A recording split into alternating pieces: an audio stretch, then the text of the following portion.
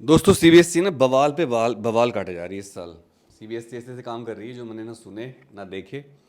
इस साल सीबीएसई का पहले तो हमें लगा कि 10वीं के बच्चों पे दया कर दी सीबीएसई ने, क्योंकि 10वीं के एग्ज़ाम 2 बार कर दिए थे। लेकिन अब पता चल रहा है कि सीबीएसई और 10वीं के बच्चों के पीछे पड़ चुकी है।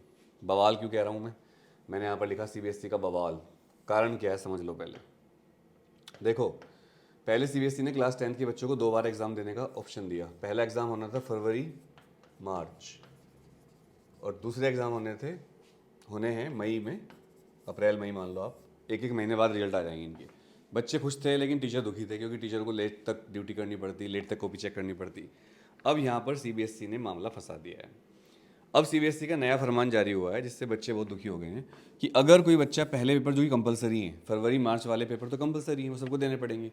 तो अगर आपने, मान लो मैं 10वीं का स्टूडेंट हूँ और मैंने फरवरी मार्च के पेपर दिए और इसमें मेरी 3 सब्जेक्ट में कंपार्टमेंट आ गई, मतलब 3 सब्जेक्ट पास नहीं कर पाया मैं, तो अब मैं सेकंड पेपर दूंगा, ये सोच रहा था मैं। लेकिन अभी सीबीएसई ने एक रूल बनाया है कि भाई अगर आप 3 सब्जेक्ट में फेल हो जाते हो फर्स्ट पेपर में, फरवरी मार्च वाले में, तो फिर आपको नेक्स्ट जो पेपर होगा मई में, उसमें अलाउड नहीं करेंगे बैठने के लिए। ये बहुत बड़ा झटका बच्चों को लग चुका है, इसलिए मैं इसको बवाल कह रहा हूँ। सीबीएसई बवाल काट रही है, जैसे मक्खी बवाल काट रही है यहाँ पर। तो देखो, अब आपको समझना पड़ेगा कि आपको पढ़ाई करनी पड़ेगी। अब आप ये नहीं सोच सकते कि हम पढ़ेंगे नहीं। और अगर आप पहला पेपर दे रहे हो तो आप फर्स्ट और सेकंड पेपर में, फर्स्ट पेपर में कम से कम ऐसा कर लेना कि 2 ही सब्जेक्ट में आप फेल हो। अगर आप 3 में हो गए तो फिर आप एग्ज़ाम देने लायक नहीं बचोगे, आपका पूरा साल बर्बाद हो जाएगा। और हाँ, इस बार कंपार्टमेंट भी नहीं है। कंपार्टमेंट हटा दिया है 10th से। 12th में रहेगा एक सब्जेक्ट के लिए, 12th से कंपार्टमेंट को पूरी तरह से हटा दिया गया है।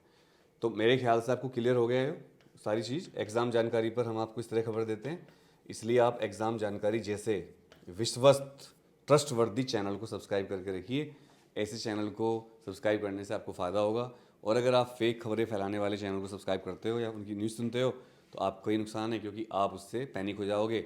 आपका ध्यान पढ़ाई में कम लगेगा, उन खबरों को देखने में लगेगा। उनको आदत पड़ गई है, उनको लगता है हम कुछ कुछ झूठ बोलते रहेंगे, बच्चे में देखते रहेंगे, उनको पैसे मिल रहे हैं, आपका टाइम वेस्ट हो रहा है। असली खबरों के लिए examjankari.com या तो वेबसाइट पढ़ लो या हमारे चैनल को सब्सक्राइब कर लीजिए। आपका ही चैनल है। तो आई होप कि आपको खबर समझ में आ गई होगी। अगर आपके 3 सब्जेक्ट में आप पहले पेपर में फेल हो जाते हो तो अब आपको दूसरा चांस नहीं मिलेगा। गलत है वैसे, बच्चों को सबको चांस मिलना चाहिए, चाहे वो कितने सब्जेक्ट में फेल हो।